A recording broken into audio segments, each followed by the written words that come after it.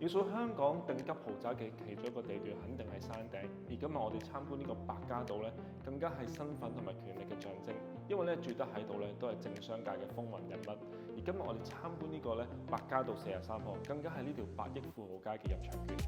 今日我哋嚟到呢個百家道43號非常矜貴，因為全個大廈只有10個單位。經過呢個私家電梯大堂入到嚟呢，就係自己個飯廳位置，非常有一個英式嘅風格，而且後面呢，仲有一個連住一個露台嘅戶外空間。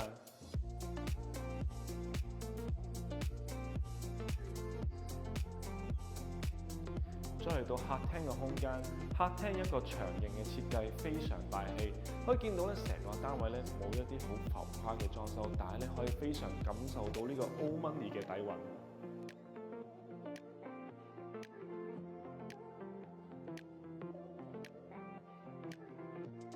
除咗地段，呢個單位另外一個最吸睛嘅地方，當然係呢個咁靚嘅景觀。百家道位於完美嘅霧線以下，長年都可以欣賞到前面一個無遮擋嘅維港海景同埋呢個大自然嘅景緻。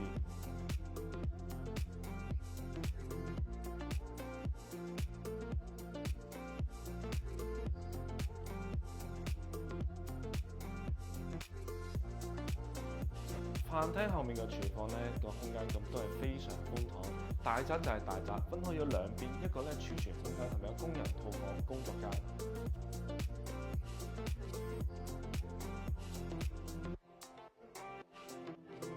單位實用面積1611呎，採用咗非常實用嘅3房設計，每間房咧間隔四正柱令所有廳房同向，所有房間都欣賞到前面一個咁靚嘅維港景觀。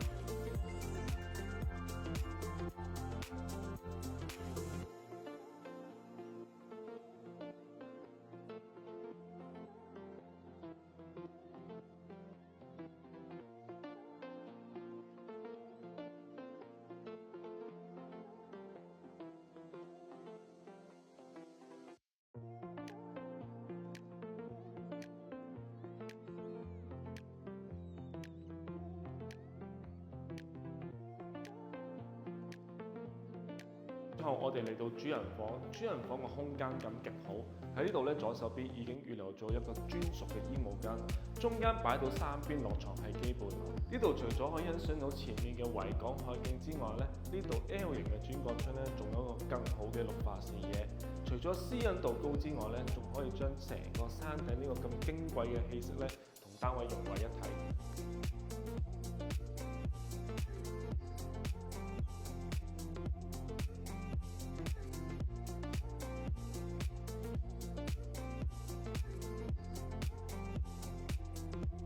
百家道呢個地段真係非常尊貴，但係無可複製。如果對呢個單位有興趣，不妨喺評論區留言或者直接聯絡我，俾你更多資料。